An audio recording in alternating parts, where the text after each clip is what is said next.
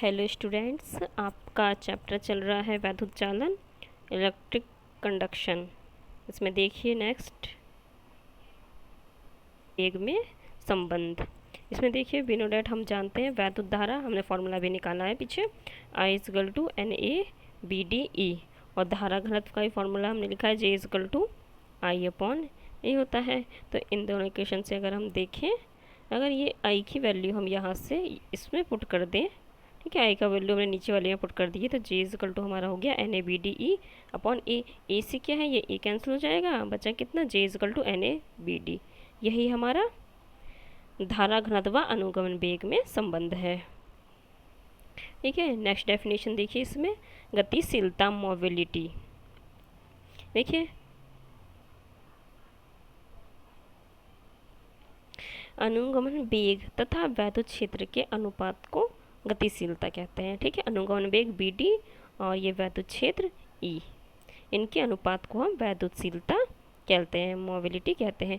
यदि E क्षेत्र के वैद्युत क्षेत्र में वैद्युत आवेश द्वारा प्राप्त अनुगमन वेग BD हो, तब गतिशीलता म्यू इजकल टू होगी हमारी V/BD/E। ठीक है, और VD/E अगर हम ऊपर वाली इक्वेशन से देखें तो BD J इजकल टू हमारा J इजकल टू होता है NE/BD।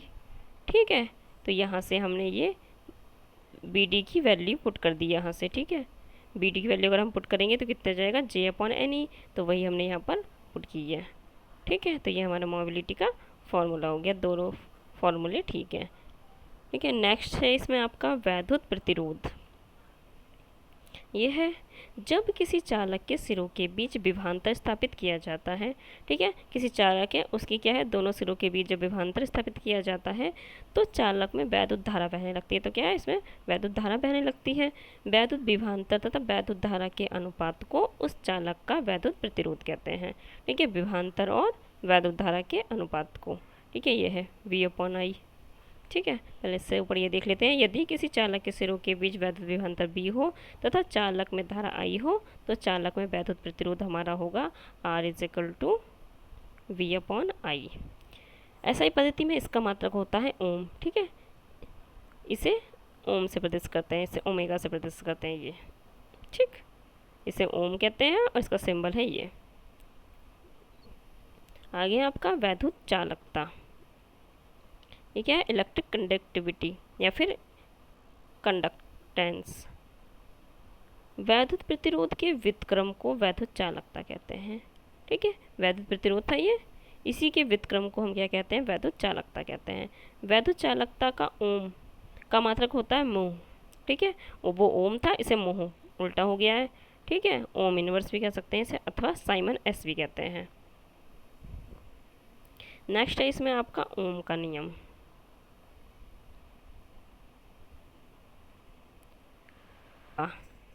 ठीक है, यदि किसी चालक की भौतिक अवस्था जैसे ताप, दाब व आयतन आदि में कोई परिवर्तन ना हो, तो उसके सिरों पर लगाया गया विभवांतर तथा उसमें बहने वाली वैद्युत धारा का अनुपात नियत रहता है। ठीक है, उसमें लगाया गया विभवांतर और उसकी वैद्युत धारा का अनुपात एक कांस्टेंट रहता है। तो इससे क्या मतलब है, B प्रोपोर्शनल हो गया I के, तो जब प्रोपोर्शनल का साइन हटाएंगे तो एक कांस्टेंट ले लेते हैं, ये कांस्टेंट हम लेंगे R, तो B इजकल टू IR, ये हमारा ओम का नियम है। यदि किसी चालक के विभवांतर B तथा धारा I के बीच ग्राफ खींचे तो ये एक सरल रेखा आती है। इस डायरेक्शन में ये I लिया है हमने और इस डायरेक्शन में B लिया है, इन दोनों के बीच अगर हम ग्राफ देखें तो ये एक सरल रेखा होती है कि V प्रोपोर्शनल है I के। ठीक है, ओम का नियम केवल धात्विक चालकों के लिए ही सत्य है। आगे देखिए मुक्त इलेक्ट्रॉन मॉडल या अनुगमन वेग पर ओम के नियम की उत्पत्ति। ठीक है, ओम के नियम की उत्पत्ति किसके आधार पर, अनुगमन वेग के। तो derivation of Ohm's law on the basis of drift velocity. इसके लिए देखिए, माना किसी चालक की लंबाई L है, अनुपस्थ परिच्छेद क्षेत्रफल A है। जब चालकों के सिरों के बीच विभवांतर उत्पन्न किया जाता है या स्थापित किया जाता है तो चालकों में क्या है, धारा बहने लगती है। यदि चालक के एकांक आयतन में मुक्त इलेक्ट्रॉनों की संख्या n तथा अनुगमन वेग BD हो, तब धारा I इज इक्वल टू हमारा होता है NEA/BD, ये हम पहले निकाल चुके हैं। ठीक है। चालक तार के प्रत्येक बिंदु पर वैद्युत क्षेत्र E इज इक्वल टू होता है V/L। L लंबाई ली है हमने तार की और विभवांतर हम इतना उत्पन्न कर रहा है। इस क्षेत्र के कारण इलेक्ट्रॉन में उत्पन्न त्वरण E इज इक्वल टू हमारा होगा F/m। ये हम पहले से जानते हैं फॉर्मूला। और F इज इक्वल टू होता है हमारा स्मॉल e एंड E, ये इलेक्ट्रॉन है और ये E इलेक्ट्रिक फील्ड है। ठीक है, तो E/m हो गया। यहाँ से E की वैल्यू उठा के हम यहाँ पर पुट कर देंगे, तो ये हमारा हो जाएगा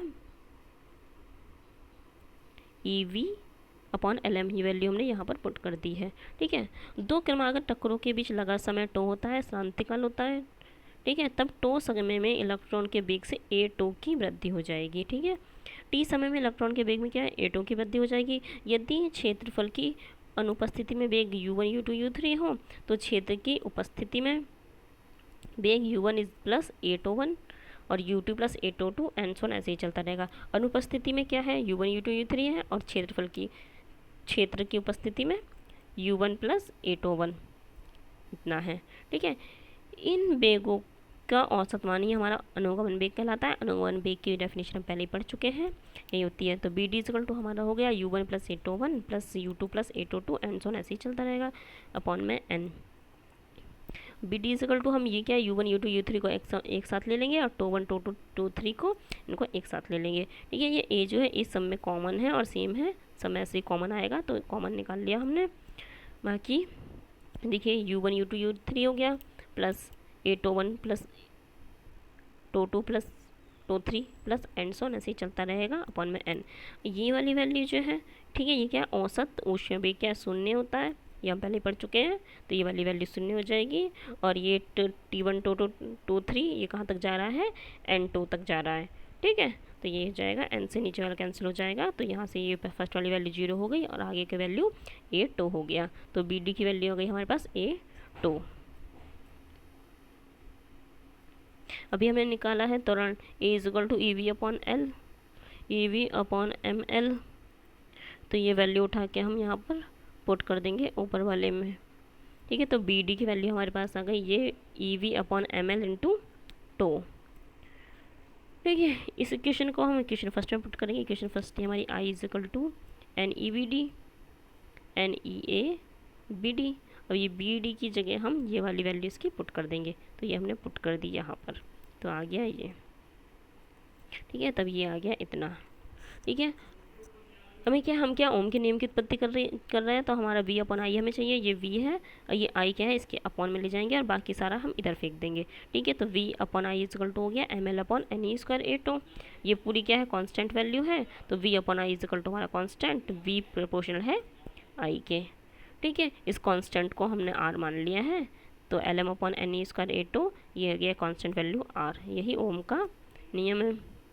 आगे देखिए प्रतिरोध पर ताप का प्रभाव, ताप का क्या प्रभाव पड़ता है, effect of temperature on resistance.